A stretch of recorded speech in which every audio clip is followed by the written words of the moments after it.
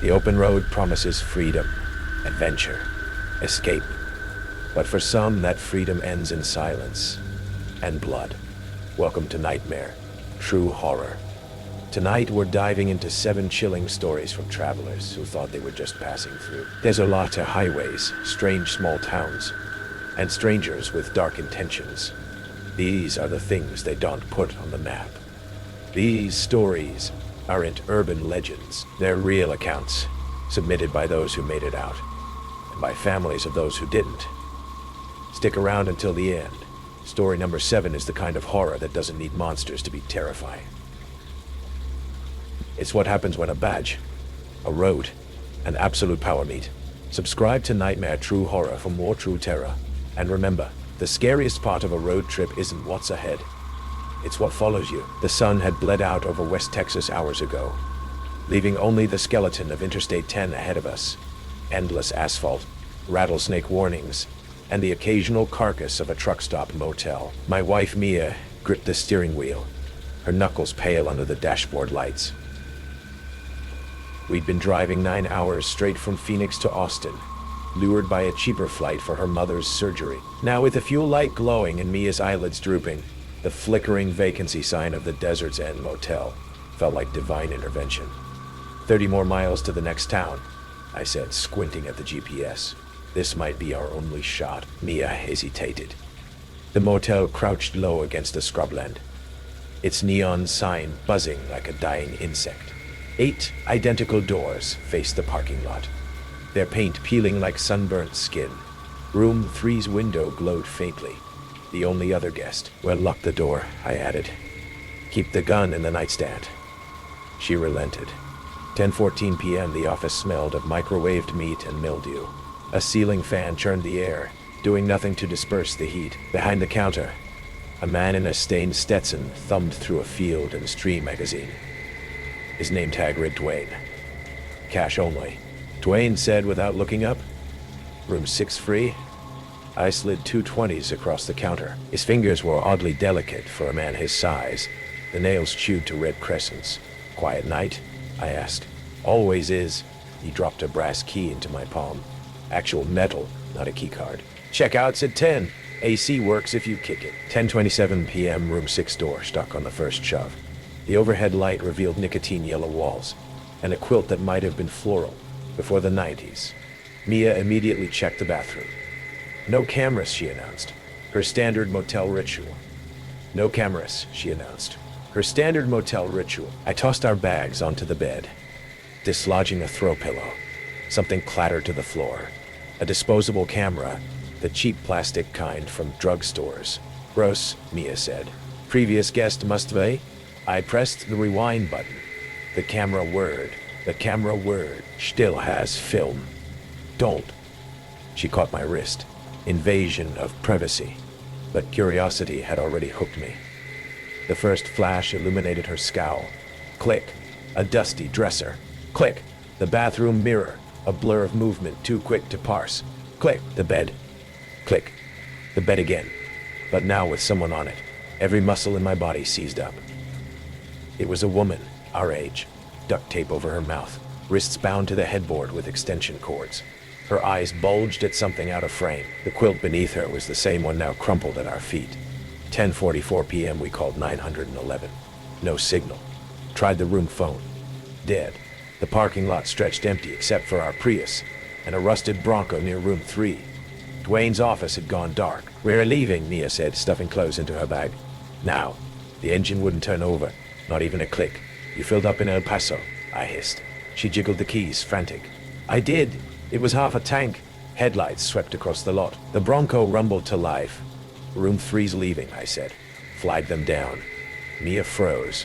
Through our still open door, we watched the Bronco roll toward the exit, then pause.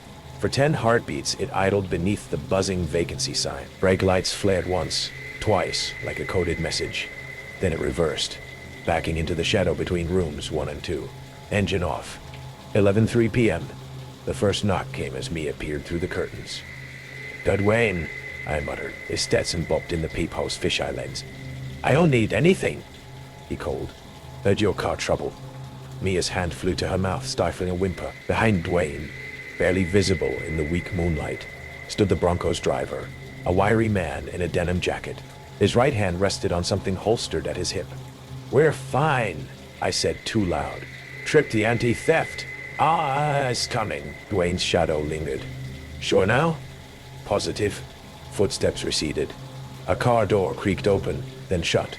11:27 p.m. We found the hatch behind the room's faded landscape painting. A crude rectangle cut into drywall, just big enough to store a camera or a body. Mia aimed her phone's flashlight inside. There's more. Dozens of disposable cameras tumbled out, a waterfall of plastic. I cracked one open. A man in his 50s, same quilt, same terror. Another showed a couple hog-tied back to back. All of the photos had a timestamp corner, most within the past year. "They're trophies," Mia whispered. "Dwayne's the lookout. The Bronco guy, he's the hunter." 12:15 a.m. the AC died with a death rattle.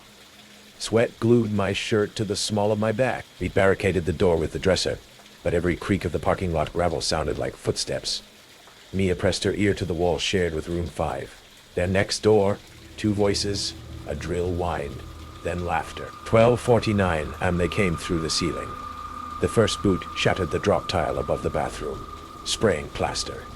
Mia screamed as the wiry man dropped down, a cattle prod crackling in his grip. I swung the lamp. It connected with a sick crunch, but Dwayne was already at the door, prying the dresser aside with farmhand strength. "Told you AA wasn't coming," he drawled. Epilogue. They missed the SD card taped behind the toilet tank. The news called it the I-10 snare. 7 bodies recovered from the motel's septic tank. 18 more linked to cold cases across 3 states.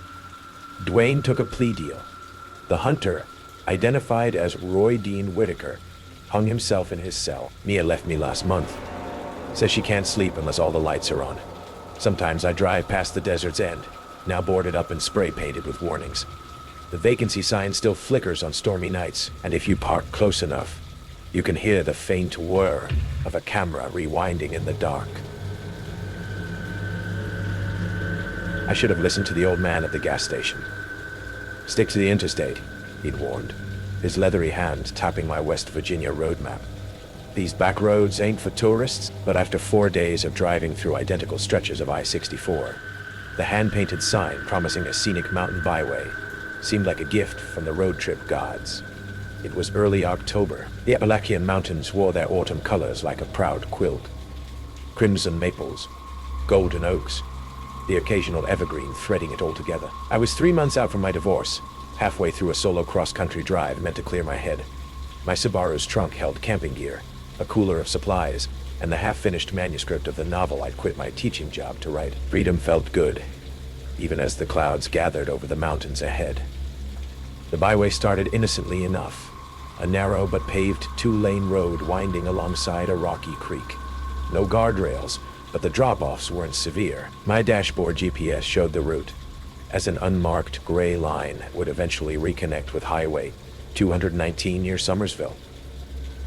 Perfect for killing a few hours before sunset. I popped in an old Johnny Cash album and settled in, windows down to breathe, in the earthy scent of fallen leaves and mountain air.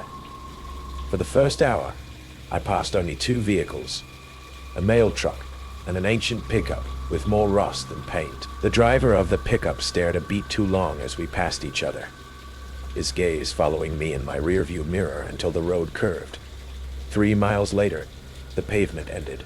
The transition to gravel wasn't marked, wasn't gradual. One moment I was on asphalt. The next, my tires crunched over loose stone that pinged against my undercarriage.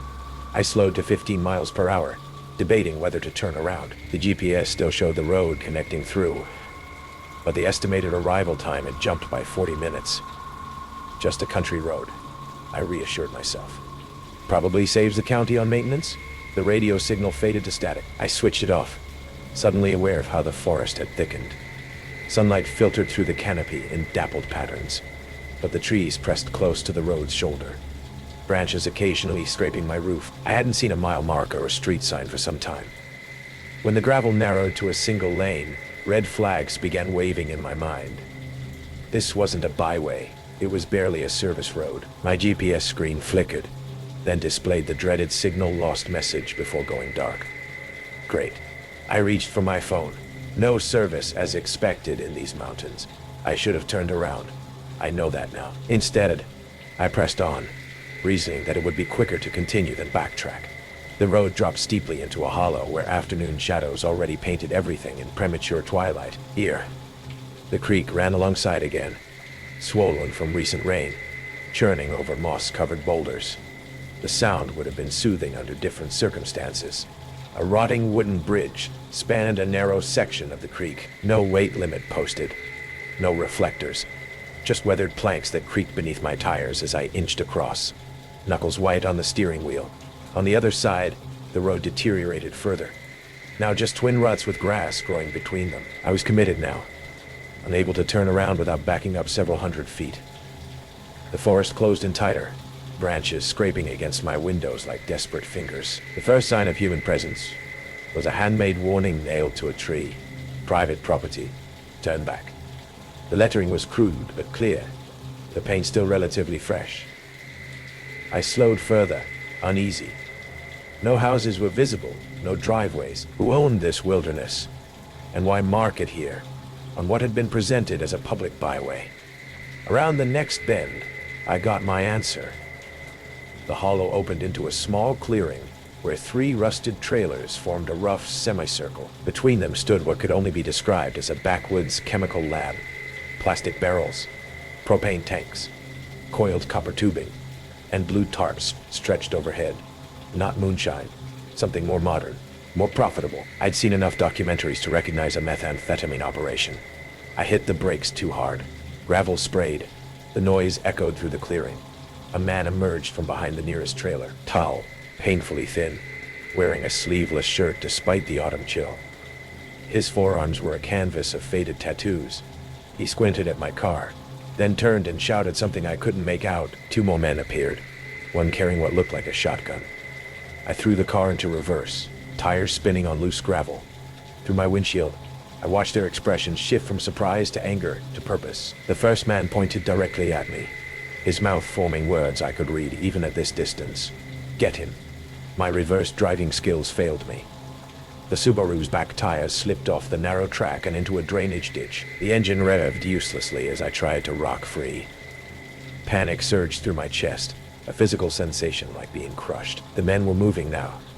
The one with the shotgun heading toward a mud-splattered ATV, while the other 2 sprinted toward a pickup truck I hadn't noticed before, partially hidden behind the largest trailer. I abandoned the Subaru, grabbing only my phone, wallet and keys before plunging into the underbrush on the opposite side of the road.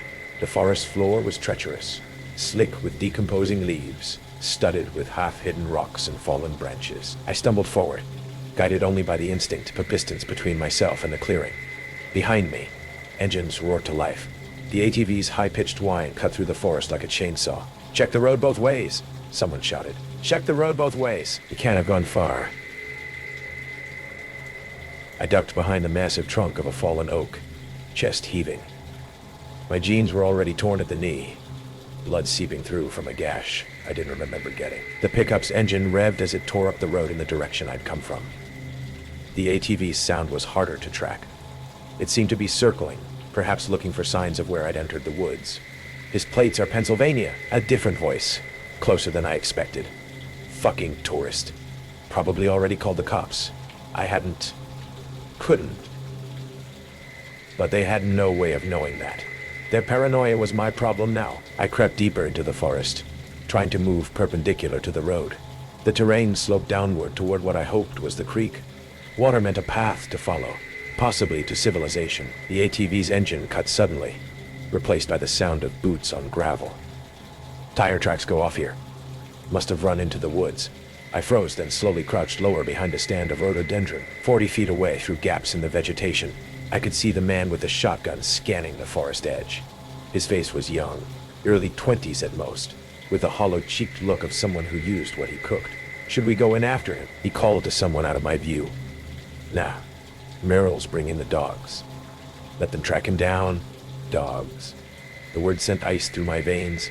I'd been operating under the hope that if I could just get far enough away, they'd give up the search, but dogs changed everything.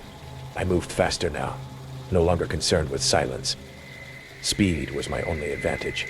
The creek appeared through the trees, wider than it had been at the bridge, swirling with recent rainfall. I half slid down the muddy bank and splashed into knee-deep water, gasping at the cold. The current tugged at my legs as I waded downstream, hoping the water would mask my scent. Behind me, distant barking began. The creek bent sharply around a ridge of exposed limestone. I followed it, each step a battle against the current and the slick, mossy stones underfoot. My soaked jeans grew heavy, boots filling with water. When the barking grew louder, I abandoned the creek, climbing up the far bank and into a stand of pines where the ground was carpeted with needles. Night was coming faster than it should have.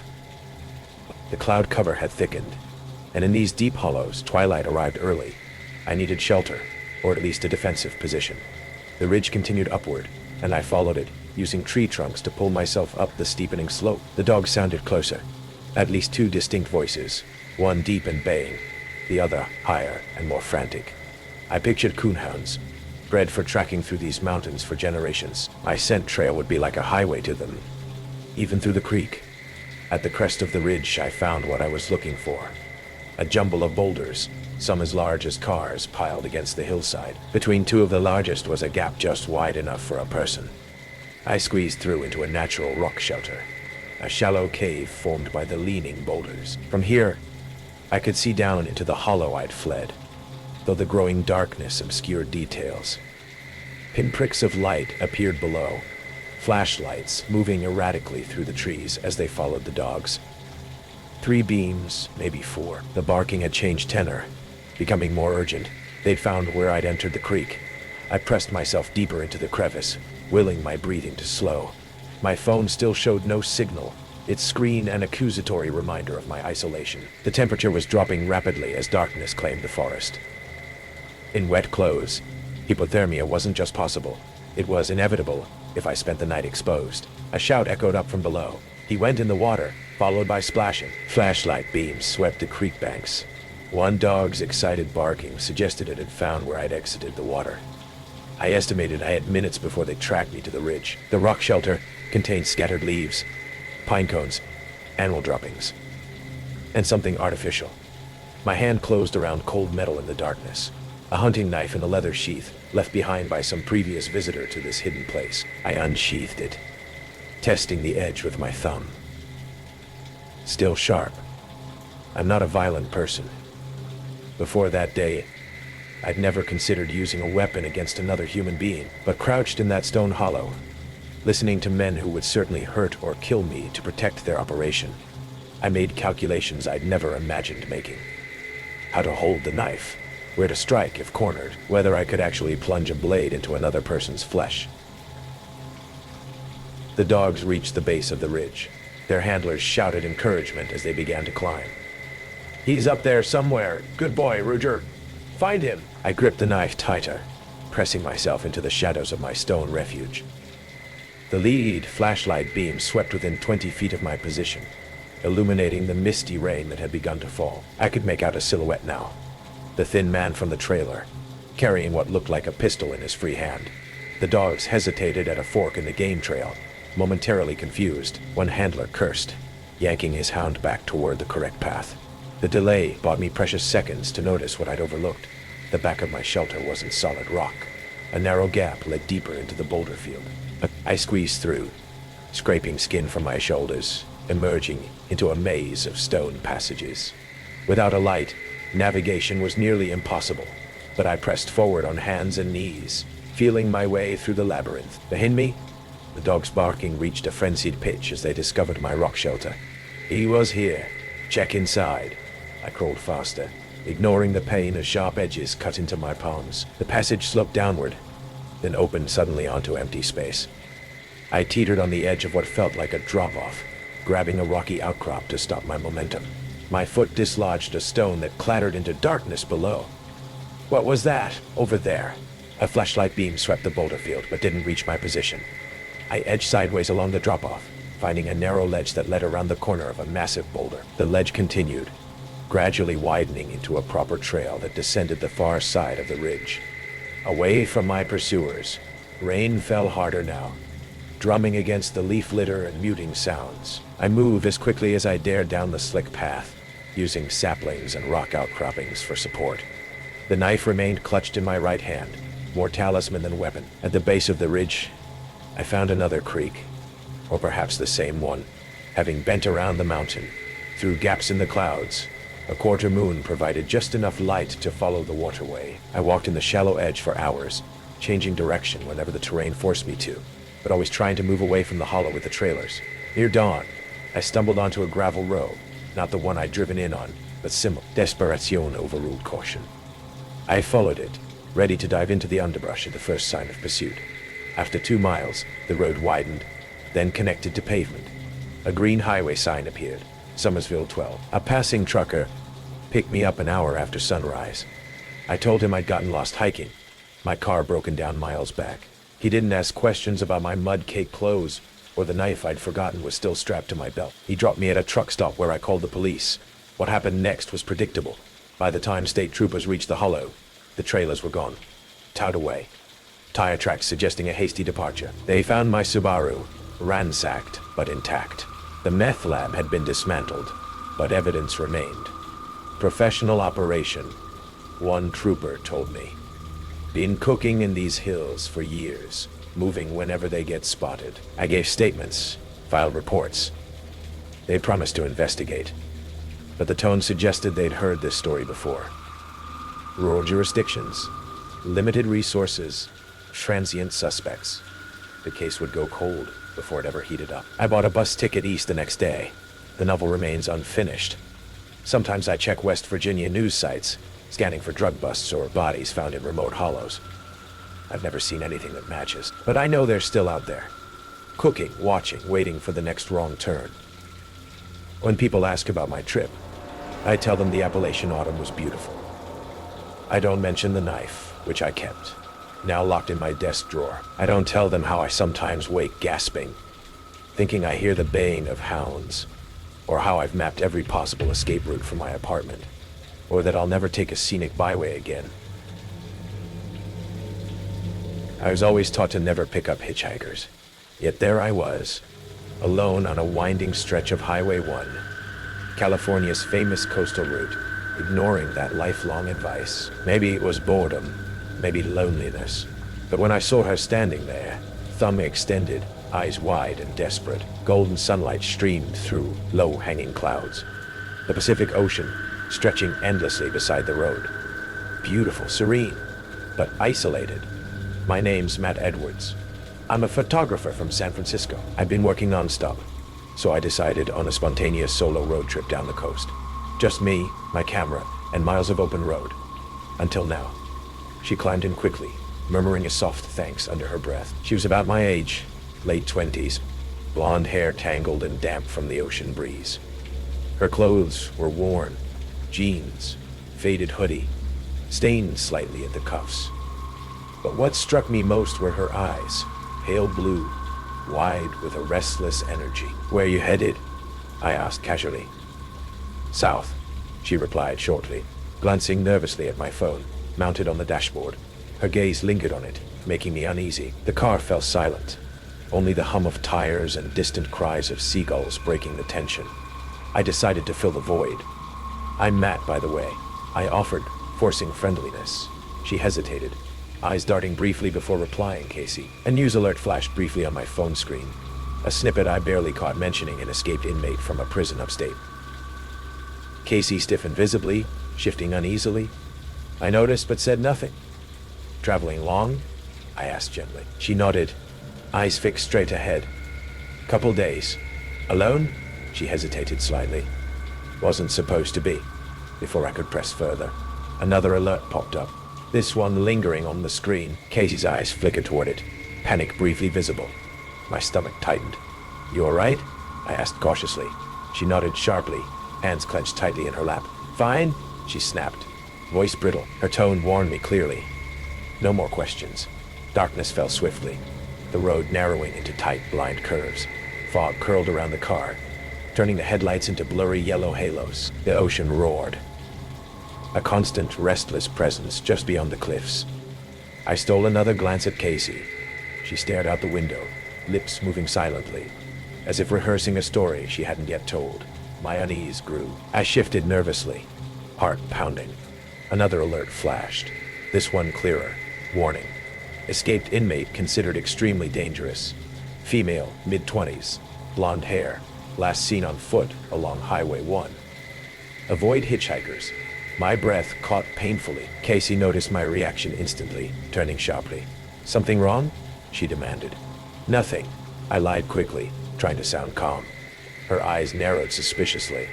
Then stop looking at your phone like that. Tension crackled thickly between us, amplified by the empty darkness outside. Every mile stretched painfully long.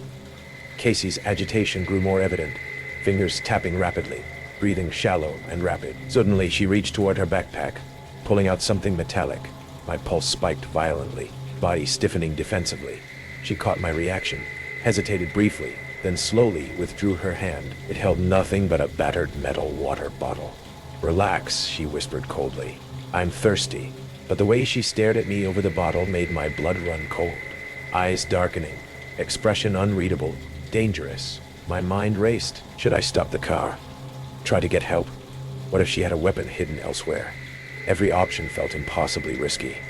I drove on, muscles tense, stomach twisting painfully. Minutes dragged by, silence thickening until it felt suffocating. I could feel Casey's eyes repeatedly flicking toward me, analyzing, calculating. Another alert flashed again, screen lighting up the cabin ominously. Her head snapped toward it. She read quickly, panic flashing briefly before she masked it carefully. Stop the car, she said suddenly, voice dangerously low. What? I said stop. Heart pounding violently, I slowed carefully, pulling onto a narrow gravel shoulder overlooking the ocean cliffs. The Pacific churned furiously below, waves crashing against jagged rocks with a thunderous roar. Listen, I began cautiously, trying to keep my voice steady. Whatever's going on, maybe I can help. She cut me off harshly, voice cracking slightly. You think you know me, don't you? You read that alert and think it's me. I never said. You didn't have to, she shouted suddenly, fists clenched. Everyone always assumes. Her breathing came ragged now, eyes shining with tears and rage. I realized suddenly how young and scared she looked beneath her hardened exterior. What happened? I asked quietly. Quietly. Tell me the truth. Her jaw tightened. The truth? I was supposed to meet someone. A friend. He never showed. Then cops showed up, asking questions, accusing me of things I didn't do. She leaned closer, voice shaking, desperate. I'm running because I have to, because nobody believes me. I hesitated, uncertainty gnawing at my conscience. Did I trust her, or was I making a deadly mistake? Before I could decide, headlights appeared suddenly behind us, approaching rapidly. Casey stiffened, panic returning full force. Who's that? She demanded sharply. I don't know, I replied, pulse quickened. The vehicle, a police cruiser, pulled in sharply behind us, lights flashing silently. Casey's breathing quickened, eyes wide with terror. They'll never believe me, she whispered desperately. I can't go back. Just talk to them, I urged quietly, uncertain myself. She stared at me briefly, betrayal flashing clearly. You don't get it. They'll kill me. The car jolted forward, wheels spinning on gravel, skidding dangerously close to the cliff's edge. What are you doing? I shouted, fighting desperately for control. She screamed, words frantic, hysterical. You won't understand. Nobody does. The car swerved wildly, headlights slicing chaotically through dense fog, inches from plunging over the edge. Behind us, the police siren wailed urgently, red and blue lights strobing, adding to the confusion. Stop, I begged desperately, wrestling the wheel. You're gonna kill us both. She turned sharply, eyes wild and desperate. Maybe that's better. The car lurched suddenly, spinning out of control. Tires slid helplessly across loose gravel, the cliffside looming sickeningly close. In those final seconds, clarity flashed. Maybe Casey was innocent, a victim driven mad by fear and desperation. Or maybe she was exactly what the alert described. A dangerous, escaped criminal willing to risk everything. Either way, it didn't matter anymore. We crashed through the fragile barrier, car tilting violently downward, ocean rushing upward to meet us. Casey stared straight ahead, expression strangely peaceful now, resigned. "I'm sorry," she whispered softly. Then darkness enveloped us entirely. The world reduced to crashing metal, shattering glass, and freezing black water flooding inward. I woke days later in a hospital bed, body battered but alive. Casey never surfaced from the wreckage, vanishing into the ocean below. Authorities searched extensively, but found nothing. No body, no trace. She became just another name, another mystery swallowed by the sea. But her face remains etched clearly in my memory. Wide, terrified eyes staring desperately through windshield glass, begging someone, anyone, to finally believe her. I still wonder sometimes, in quiet moments when the ocean murmurs softly in the distance, was Casey truly guilty, driven mad by desperation? Or did I fail to save an innocent woman trapped in someone else's nightmare? Now, every hitchhiker I pass, every lonely figure standing roadside, reminds me of her, and the ocean whispers endlessly, carrying Casey's last unanswered plea into oblivion. If you've ever driven the old Route 66, you know it has a way of swallowing time. Towns flicker by like mirages, the desert swallowing up anything left behind. I was somewhere between Seligman and Kingman, Arizona, at dusk, when the engine in my '68 Mustang sputtered, coughed, and died. The silence that followed was absolute. No cars, no distant highway hum, just the crackle of cooling metal and the wind scraping tumbleweeds over the asphalt. I was alone. Not just alone, but alone. No cell service, no GPS, no nearby houses. Just me, the car, and the endless desert. I popped the hood, staring at the tangle of belts and hoses, as if meaning would rise from the dust. The tools in my trunk were laughable. Against whatever was wrong, the sun bled out behind the mountains, and the temperature dropped fast. That's when I heard the truck. Headlights carved up the darkness in my side mirror, burning brighter as they neared. I tried to look casual, maybe even grateful, hoping for help but not too desperate. The truck stopped behind me in a cloud of gravel and dust. It was an old Chevy, battered and red, the kind of vehicle that belongs to the land. The driver's door creaked open. Out stepped a man in faded jeans and a rattlesnake belt buckle. He looked to be late 50s, sunburnt and wiry, with hair cut close to his scalp. "You stranded?" he called, voice scratchy as sandpaper. "Yeah, just died on me." I tried to sound breezy, as if breakdowns were my normal Thursday night. He grinned, showing yellow teeth. "Desert'll do that to a car. You from around here?" "No, just passing through. Road trip. Headed east." I avoided details. He nodded, eyes flicking over my car, my license plate. "Name's Earl. You got a friend nearby? Or want me to tow you back to my place? Shop's got tools and a phone. You can call a tow from there if you want." Every warning bell in my brain went off. But the night was coming fast, and I was out of options. I weighed my chances, a night in the car, or trust Earl. His smile never touched his eyes. "All right," I said. "Thanks." He hooked up a tow chain, smooth and practiced. My car groaned as he dragged it off the road, tires crunching on gravel. I climbed into his truck, bench seat, cracked vinyl, the faint smell of gasoline and something sour. Country radio played low, static crackling between stations. Earl drove in silence, hands steady on the wheel, headlights slicing through the darkness. "Where you from?" he asked after a mile. "Chicago, long way from home." "You riding solo?" "Chicago, long way from home." "Yeah, just me." He nodded, eyes fixed ahead. "You like old cars?" "Yeah, always have. Always have." Earl smiled again, but it was more like a baring of teeth. "Me too." We turned onto a dirt track marked only by a rusted mailbox. No lights, no houses in sight. Just black sky and the crunch of gravel. The driveway wound deeper into the desert, brush scraping the truck's doors. Then, a clearing, a battered trailer, and a cinder-block garage with a sagging roof. The Mustang now looked small and helpless behind us. Earl cut the engine. The silence pressed in. "Let's take a look," he said, hopping out. The desert night was cold, stars sharp and close. He led me into the workshop. flicking on a flickering fluorescent bulb overhead. The place was a shrine to lost travelers. License plates lined the walls. Dozens, maybe hundreds, all from out of state. Illinois, Ohio, California, even Alaska. Most had dates hand-scrawled on the back. There were other things too. Personal items nailed up like trophies. A child's backpack, a woman's scarf, stained and faded, sunglasses, wallets, a cracked phone with a bullet hole through the screen. My skin prickled. I tried to hide my reaction, but Earl was watching me, eyes narrowed. People pass through here all the time. Most don't come back, he said softly. I forced a smile. Guess you see all kinds out here. He stepped closer. You traveling alone, right? No one waiting for you tonight? I backed away, pretending to examine a row of wrenches. Nope, just me. He studied me for a long moment. You know, some folks go missing on this road. Lots of accidents. Folks just vanish. Desolate eats. Up, no trace. I nodded, heart pounding. Yeah, I've heard. Earl turned to the workbench, pulling out a battered toolbox. Let's see what's wrong with your ride. He took his time, drawing out each tool with exaggerated care, all the while glancing at me. The air felt thick, heavy with unspoken threats. I tried to stay calm, mind racing.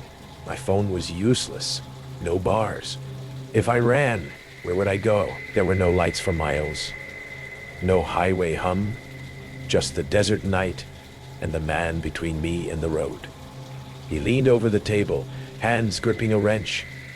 Tell me again, where are you from? Chicago, I said quietly. He grunted. How long you planning on staying out here? Just passing through. He stared, then nodded. You know, sometimes I find things in cars. Things people leave behind. Stories, you know? He opened a drawer and pulled out a Polaroid photo.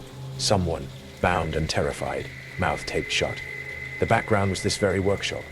Some folks never make it to where they're going, he whispered.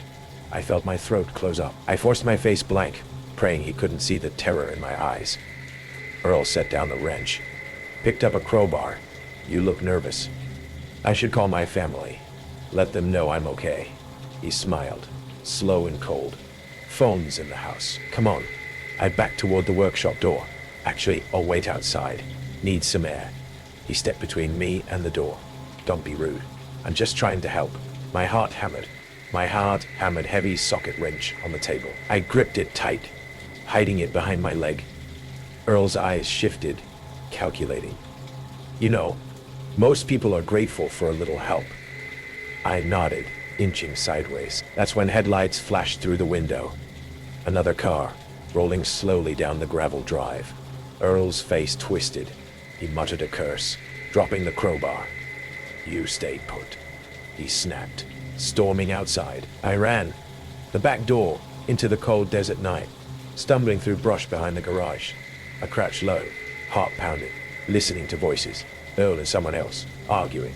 The new arrival's voice was sharp, female, young. I risked a glance. A sheriff's SUV, roof lights flashing blue. Earl's hands shook as he tried to explain. The deputy's hand never left her holster. I bolted, sprinting for the cruiser, waving my arms. Help, please. She drew her gun, eyes wide. Help, please. She drew her gun, eyes wide. Get down. Let me see your hands. I dropped to my knees, sobbing, the socket wrench clattering to the gravel. Minutes later, cuffed and shivering in the back of the cruiser, I watched as Earl was led away, his head down. The deputy's radio crackled with backup requests. In her headlights, the workshop's door swung open, spilling its secrets into the night. I gave my statement, shaking, wrapped in a scratchy blanket. The Mustang was towed into town. I spent the night in a cheap motel, haunted by the faces in the Polaroids, the souvenirs lining the workshop walls. Earl was wanted for questioning in disappearances across 3 states. They never found all the missing travelers. Sometimes, late at night, I dream of license plates glinting in the dark, of wrench-wielding hands and desert winds whispering my name. I keep the socket wrench in my glove compartment, just in case. I still love the open road, but I never take help from strangers. Not anymore. The New Mexico desert stretched endless under a sky smeared with stars, the kind of vastness that made you feel small. I was halfway through a solo road trip from Denver to Tucson. chasing a break from my high job's fluorescent grind. My old Corolla hummed along Route 54, its headlights slicing through the dark. The radio crackled, spitting static between country songs. My phone, propped on the dash, suddenly pinged. A Wi-Fi signal. Help me, drunken. My stomach lurched. The nearest town, Carrizo, was 20 miles back. I was alone, or so I thought. I pulled over, gravel crunching under the tires. The signal was weak. One bar flickering. No password required. I hesitated, my thumb hovering over the connect button. The desert was silent, save for a low hum, like wind through power lines, though none were in sight.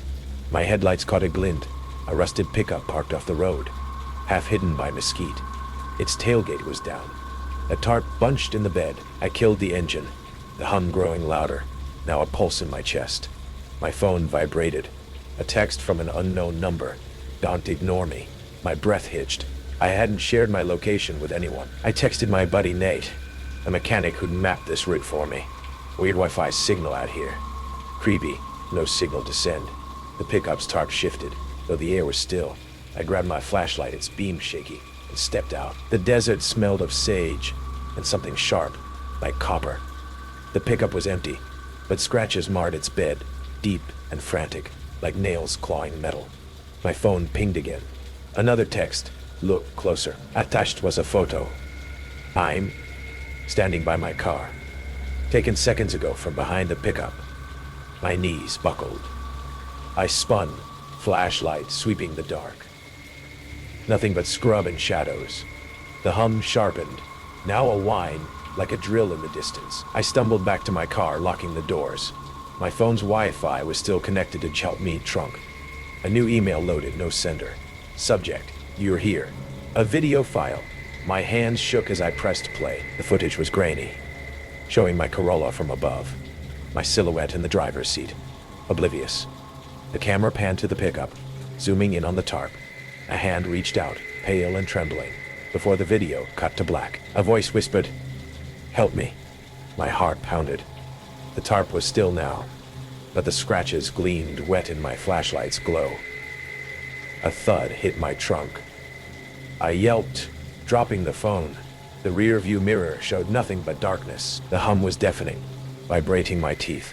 I fumbled for my keys, but another text flashed. Open it. My trunk. I checked it in Carrizo.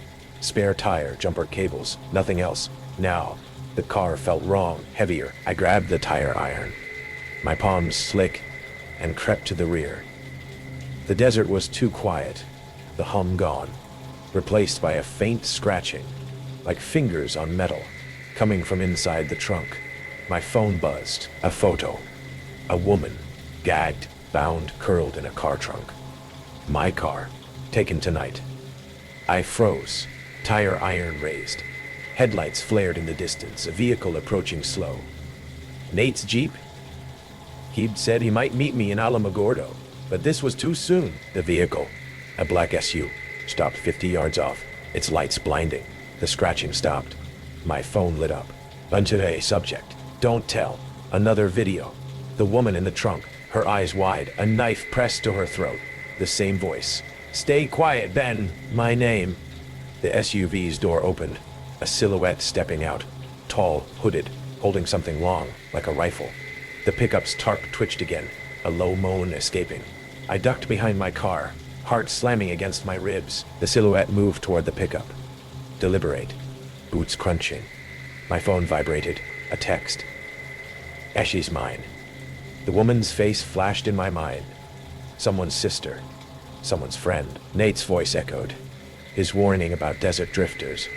Men who preyed on travelers. Their crimes buried in the sand. This wasn't random. The Wi-Fi, the photos, the videos. They were bait, a game to trap me. The man's motive was clear. Control. The rush of watching me unravel, knowing he'd already won. The silhouette reached the pickup, yanking the tarp. A muffled scream cut through the night, then silence. The SUV's lights flicked off, plunging the desert into black. I held my breath, the tire iron slick in my grip. Footsteps approached, slow, circling my car. My phone buzzed, screen glowing in the dark. A live feed loaded. Me, crouched, filmed from above my trunk. A camera was in my car. The scratching resumed, frantic now, matched by a low chuckle from the silhouette, close enough to smell his sweat, sour, like rot. Headlights swept the road. A second vehicle, Nate's Jeep, its engine roaring.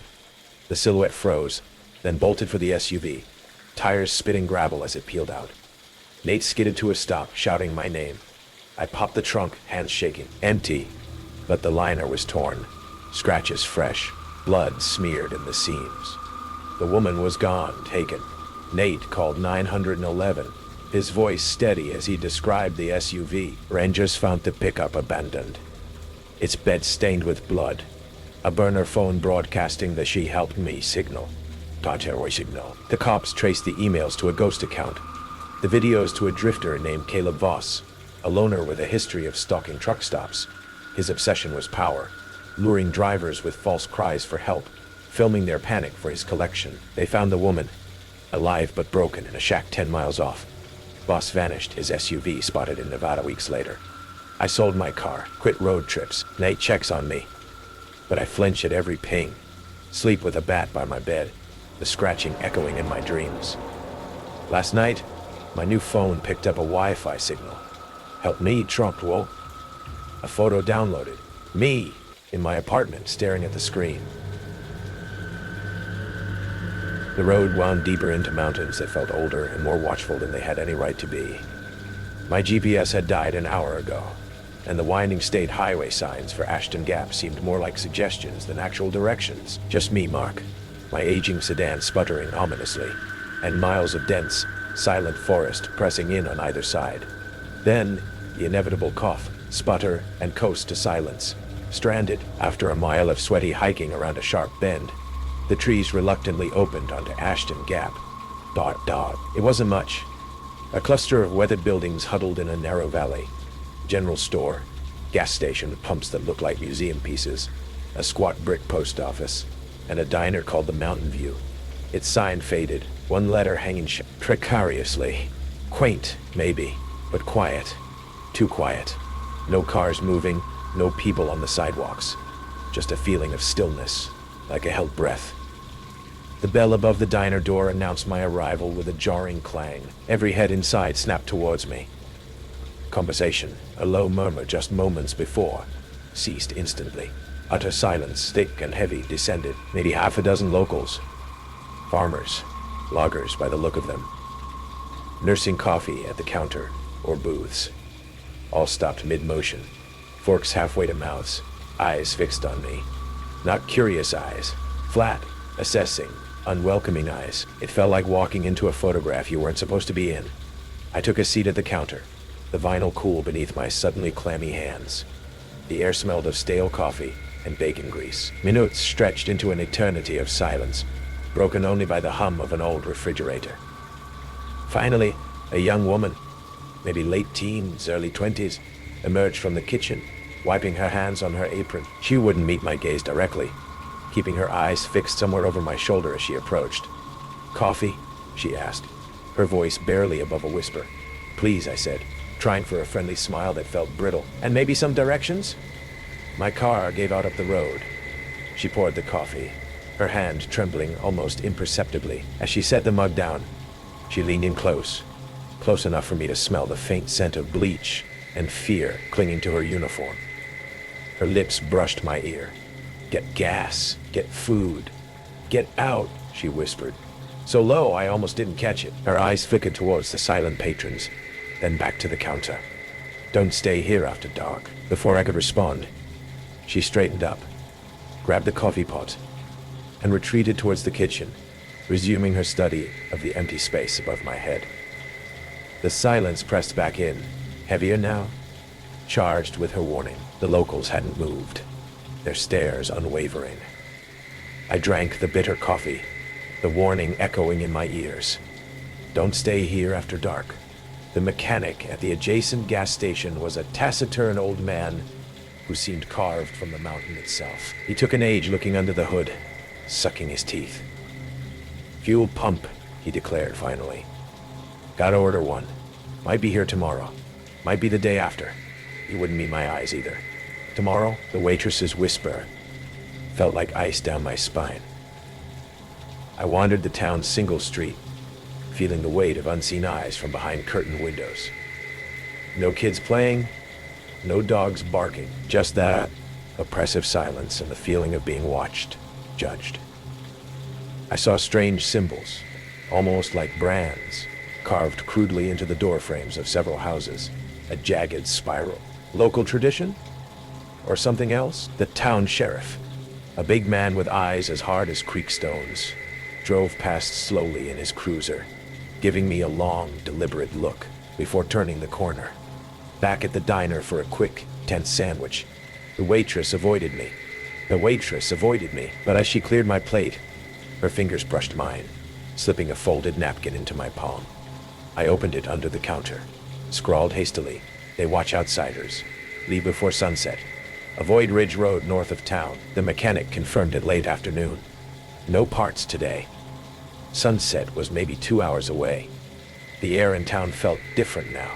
The few locals I saw offered tight, thin smiles that didn't reach their eyes. The friendliness, however forced, was gone, replaced by a palpable sense of anticipation.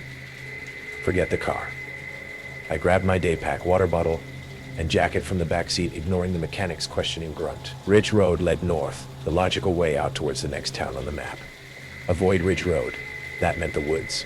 Heading east, hoping to eventually hit another highway. As the sun dipped below the jagged peaks, painting the sky in bruised purples and oranges, I slipped into the tree line opposite the diner, the woods immediately swallowing me in shadow. From the edge of the trees, I could hear sounds drifting from the town center. Not the usual evening quiet, but a low, rhythmic chanting, the crackle of a large bonfire being lit somewhere behind the general store. A shiver traced its way down my spine. This wasn't just a town. It was a trap, and the lock turned at sunset. I moved as quickly and quietly as I could through the dense undergrowth, the forest floor thick with pine needles and years of leaf litter. The moon, nearly full, offered little light through the thick canopy. Branches snagged at my clothes. Roots threatened to trip me in the gloom. Behind me, faintly, I could still hear the rhythmic chanting, then other sounds. Twigs snapping nearby, the rustle of movement paralleling my path. My heart hammered. Were they searching? Did they know I'd run? I dropped behind a thicket of mountain laurel, peering through the leaves. Torchlight flickered through the trees below me, near where Ridge Road should be. Figures moved between the trunks, locals carrying torches, heading towards the road. They emerged onto the asphalt, forming a loose semicircle, blocking the northbound lane. Their faces, illuminated by the flickering flames, were grim, expectant. Headlights appeared around the bend. A car, moving slowly. Not the sheriff. Different headlights. Another outsider, unlucky enough to arrive after dusk. The car slowed as it approached the torchlit figures. I saw the driver's confused silhouette. The locals didn't shout. They didn't threaten. They simply moved, converging on the car with a silent, predatory purpose.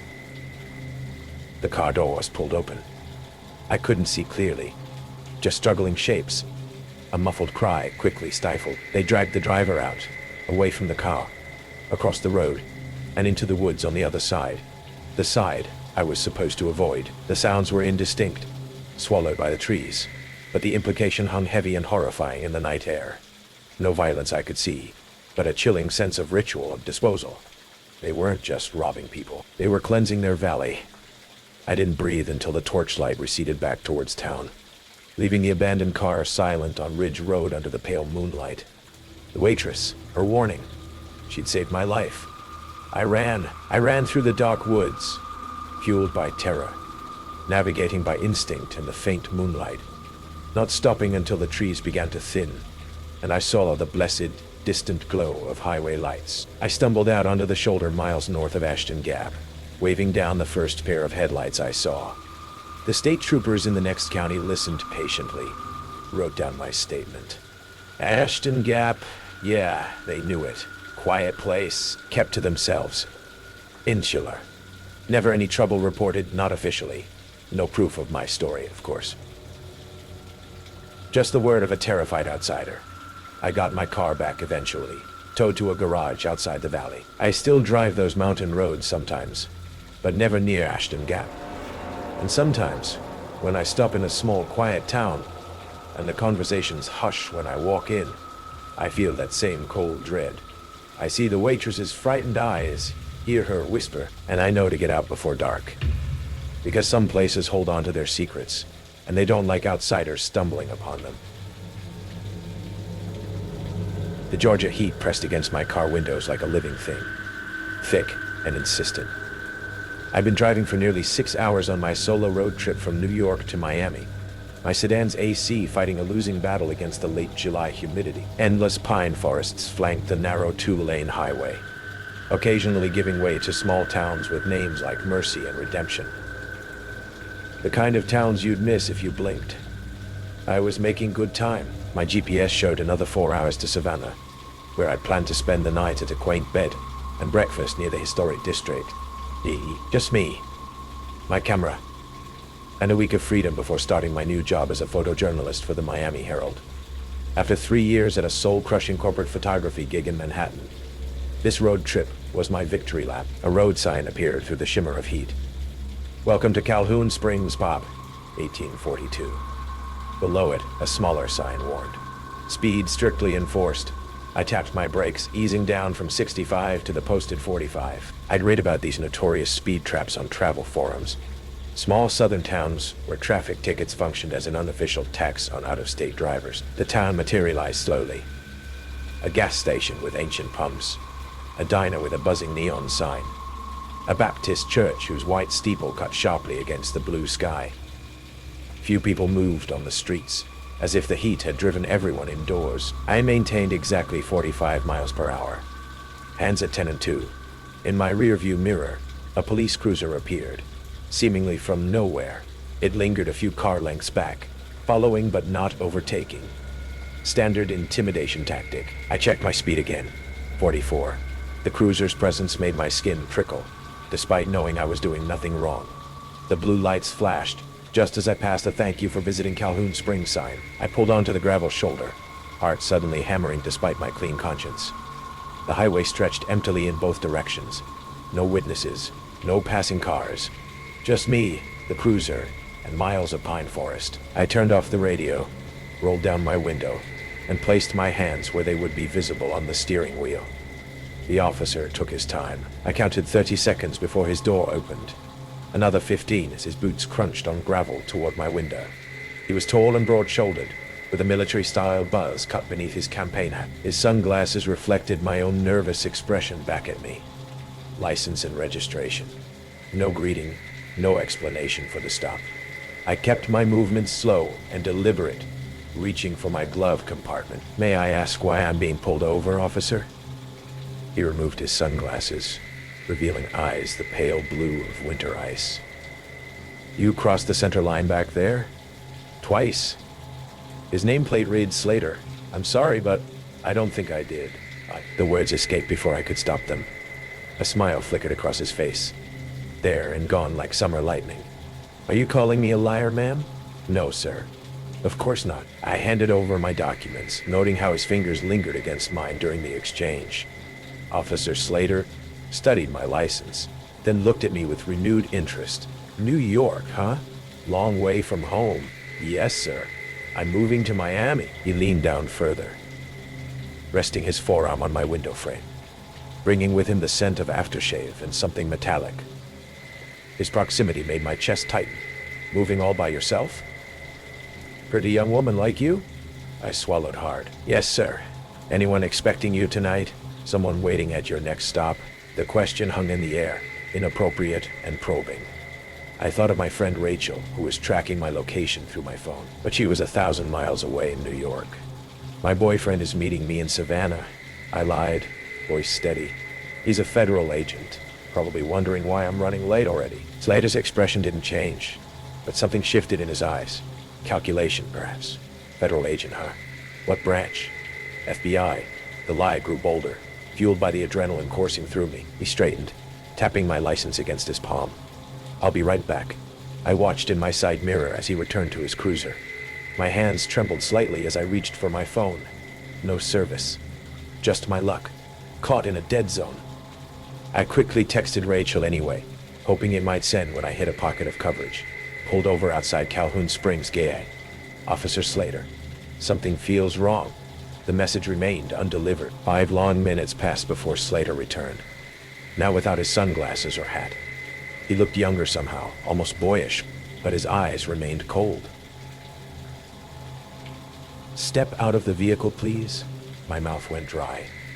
"May I ask why?" "I need to conduct a field sobriety test. I haven't been drinking." His smile returned, thin and predatory. "That's what we're going to determine. Step out of the vehicle." Legal rights and options raced through my mind. I could refuse. But then what? Out here with no witnesses? I opened the door slowly. The heat hit me like a physical force as I stood on the gravel shoulder. No cars had passed in either direction since he pulled me over. The cicadas droned from the forest, their pulsing rhythm like a warning. "Walk this line for me," Slater instructed, pointing to the faded edge of the asphalt. I complied, placing one foot carefully in front of the other. "You always wear such nice shoes on road trips?" he asked. Eyes fixed on my legs, I kept walking, saying nothing. "You know," he continued, circling me slowly, "I could just tear up this ticket. Save you the points on your license? Save you from having to explain to that FBI boyfriend of yours why you got pulled over." I stopped walking. "I'd rather just take the ticket." Slater moved closer. "You sure about that? These small-town judges, they don't look kindly on out-of-staters challenging traffic violations." His radio crackled, and he silenced it with a quick motion. "Could impound your vehicle. Could be days before you get it back." A bead of sweat traced its way down my spine. "Are you threatening me, Officer Slater?" "Just explaining how things work around here." He reached out, brushing a strand of hair from my face. I flinched away. "Don't touch me." I flinched away. "Don't touch me." His expression hardened. "You're being uncooperative. Maybe we should continue this conversation down at the station." Fear crystallized into something sharper, anger. "And maybe we should call your supervisor." Slater laughed, the sound devoid of humor. "I am the supervisor. On Thursdays, it's just me and Deputy Collins. And he's clear on the other side of the county." The implications of his statement weren't lost on me. I glanced back at my car, calculating. My keys were still in the ignition. "You're not the first pretty girl from up north to come through here," Slater said, his voice softer now, almost intimate. "Most of them figure out it's easier to be friendly. And if they don't," his smile faded. "Sometimes bad things happen on these back roads. Sometimes people disappear." He stepped closer. No one would even know where to look. My heart hammered against my ribs. I backed toward my car, maintaining eye contact. "I need to use the restroom. Can I go back to town?" "There's a place just up ahead," Slater replied. "I'll escort you there." "You're too kind," I managed, reaching my driver's door. His hand shot out, gripping my wrist. "I'll drive." "No." I jerked away. "That won't be necessary." Slater's radio crackled again, louder this time. He ignored it, his grip tightening. "Get in my cruiser. Now." A vehicle appeared on the highway, approaching fast from the direction of town. Slater's head turned slightly at the sound. I seized the moment, wrenching free and diving into my car. I slammed the lock button as Slater lunged for the door handle. The engine was already running. I threw the car into drive and peeled out, gravel spraying. In my rearview mirror, I saw Slater racing back to his cruiser. The approaching vehicle, an ancient pickup truck, slowed as it passed him. Blue lights began flashing behind me. My speedometer climbed. 50, 60, 70. The pine forest blurred on either side. On this straight, empty highway, I couldn't outrun a police cruiser. But maybe I could reach the next town, find witnesses, other officers. The cruiser gained on me rapidly. I fumbled with my phone, still showing no service. Then, like a miracle, a single bar appeared. My text to Rachel sent with a soft whoosh. Ahead, the road curved sharply. I braked hard, tires squealing as I navigated the turn. On the other side, a building appeared. A rundown gas station with a single pump. A weathered sign read Earl's Gas and Grocery. A rusted pickup truck sat parked outside, the same one that had passed us on the highway. I swerved into the lot just as Slater's cruiser rounded the bend. An elderly man stood by the pump, watching with wide eyes as I screeched to a halt and tumbled out of my car. "Please, help me, that officer." The cruiser's siren cut off abruptly as Slater pulled in behind me, blocking my exit. He emerged, hand on his holstered weapon. "Earl," he nodded to the old man. "Got myself a runner." The old man's rheumy eyes darted between us. "This... the one." My blood went cold. "The one?" Slater approached slowly, handcuffs jingling. "Earl here used to be sheriff. 30 years ago. Things worked differently then." "Things worked better," Earl muttered, spitting a stream of tobacco juice onto the cracked concrete. I backed away, horrified by the implication of their exchange. These men knew each other. Whatever Slater did, this old man wouldn't stop him. Might even help. "Your registration expired 2 months ago," Slater announced loudly, clearly performing now. "And you were doing 90 in a 45. That's not true," I protested, looking desperately at Earl. "He's lying." The old man shuffled back toward the store, shaking his head. "Ain't my business no more." Slater advanced, handcuffs open. "Turn around and place your hands behind your back." I was trapped between my car and the gas pump. No witnesses except Earl, who was clearly not going to help. My phone was still in the car. Slater was blocking my only exit. Then I saw it. The security camera mounted above the store entrance, its red light blinking steadily. It was recording everything. "There's a camera," I said, pointing. "It's seeing all of this." Slater didn't even turn to look. "Hasn't worked in years. Earl just keeps it up to scare off shoplifters." "You sure about that?" Came a woman's voice from behind him. Slater froze. A young woman stood in the doorway of a store, smartphone held high, clearly recording. "Because I've been streaming this live for about 2 minutes now." Slater's face contorted. "Jessica, get back inside. This is police business." "Is it?" She stepped forward. "Because it looks an awful lot like what happened to my sister last year, and those girls from Athens the year before." My mind raced to comprehend what was happening. Jessica, Earl's daughter, granddaughter, and what had happened to her sister. Slater's hand moved from his handcuffs to his gun. "Earl, get her inside!" Earl remained motionless by the store entrance. "Can't do that, Hank. Not again." A tense silence fell, broken only by the distant drone of cicadas and the soft ping of my engine cooling. Slater's eyes darted between us, calculating odds I couldn't begin to guess. 3,000 people are watching this right now, Jessica said, her voice steady despite the tremor in her hand, including the state police. Slater's hand dropped from his weapon. Without another word, he backed toward his cruiser, eyes never leaving Jessica's phone. He slipped inside, and the engine roared to life. The cruiser reversed onto the highway and accelerated away, disappearing around the curve. My legs gave out. I sank to the ground, gasping for breath. Jessica lowered her phone and approached cautiously. "Are you okay?" What just happened?" I managed. Her expression darkened. "Slater. He's been doing this for years, pulling over women traveling alone." Earl shuffled over, his weathered face drawn with shame. "Town council protects him. Mayor's his uncle. When my Lizzie tried to report him last year, they ran her out of town. 3 girls have gone missing on this stretch of highway in the past 2 years," Jessica added. "Nobody can prove it was him, but..." I shuddered, realizing how close I had come to becoming a statistic. "Will he come back?" "Not today," Jessica said. "But you need to keep going. Get to Savannah. Report this at the state police barracks there." Earl disappeared into the store, returning with a plastic cup of water. "Take the interstate from here on.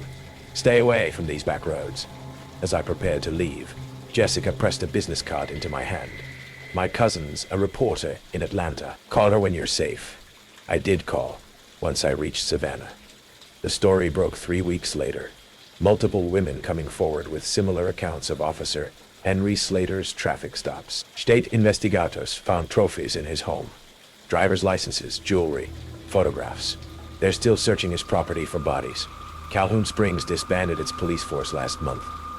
Officer Slater awaits trial on multiple charges. I think often about that moment of decision, when I chose to run rather than comply. About Jessica's bravery in recording. About Earl's silent complicity until that day. And sometimes, driving at night, when I see blue lights in my rearview mirror, I feel that same cold fear wash over me. I wonder how many others weren't as lucky as I was. How many never made it to their destination because they pulled over on a lonely stretch of road where one man with a badge decided they wouldn't be missed. 7 stories, 7 reasons to trust your instincts when you're far from home. Gas stations, motels, scenic routes. They're part of every road trip. But for some unlucky travelers, they became the last stops they'd ever make. If you feel to chill tonight, hit that subscribe button. Nightmare, a true horror, brings you real stories from real survivors. People who thought they were just going for a drive. Which story haunted you the most? Let us know in the comments below. And the next time you're alone on the highway and see a flickering neon light in the distance, ask yourself, is it safer to keep driving? Or will that be your last turn?